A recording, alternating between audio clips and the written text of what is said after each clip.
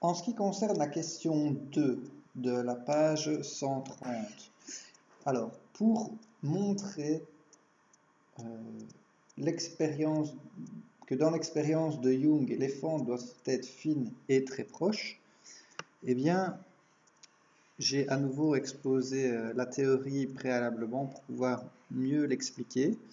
Donc, pourquoi, quel est le but de l'expérience de Jung? Le but de l'expérience de Jung, c'est de montrer que la lumière a un caractère ondulatoire et donc, par conséquent, qu'elle peut se diffracter, ce qui n'est pas explicable avec le modèle corpusculaire. Et donc, si on veut montrer qu'il y a de la diffraction, on va regarder sur quels paramètres on peut jouer. On peut premièrement jouer sur la fente, la taille des fentes, et on veut qu'elle soit fine, c'est-à-dire que L, ici, soit petit. Pourquoi est-ce qu'on veut que L soit petit? Alors, lorsque l'on projette de la lumière comme ça, le but c'est que la fente agisse comme une source ponctuelle. Donc une source ponctuelle qui permette de générer de la diffraction. Et donc, ici c'est la figure qui va être générée sur le mur.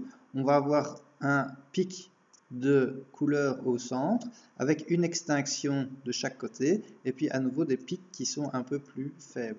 Alors si on s'intéresse au premier pic, on voit que la largeur du pic, donc ça je vous laisse revoir votre livre aux pages reprenant la théorie, qui arrive à l'expression donc sinus θ qui est égal à k sur lambda fois L, où k c'est l'ordre.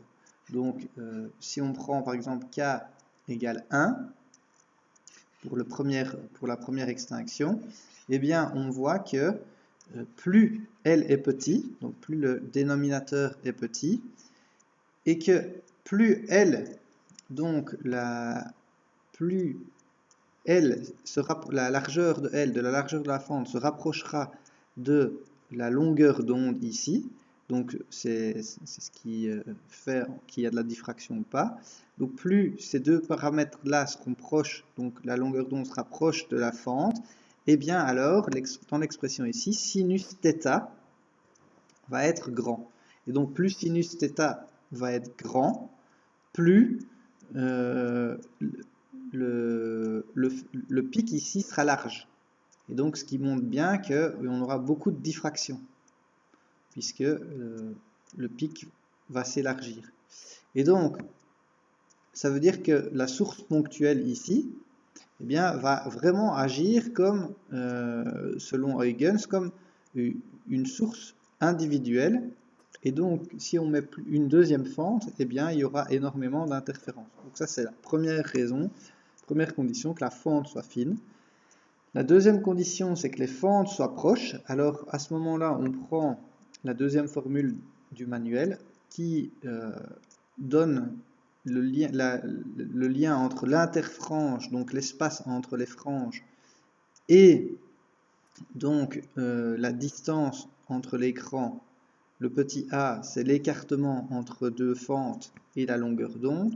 On voit que pour donc que le phénomène de diffraction soit bien marqué, c'est-à-dire que I, l'interfrange, soit grand, pour que les espaces entre les clairs et obscurs soient grands, eh bien, il faut que lambda, pour un lambda petit, pour une longueur d'onde petit, alors il faut que A soit grand. Si A est grand, eh bien, I ne va pas être trop petit. Hein. Plus lambda ici sera petit, plus il faut que A augmente A. Donc je recommence parce que je me suis un peu mélangé les pinceaux. Donc je disais que si on a un petit lambda ici, eh bien pour que I ne soit pas trop petit, il faut que ce terme-là se neutralise tant que possible. Et donc, pour un lambda petit, il est préférable d'avoir un A qui est petit pour que les deux termes se neutralisent. Et à ce moment-là, on a un I qui ne va pas être trop petit.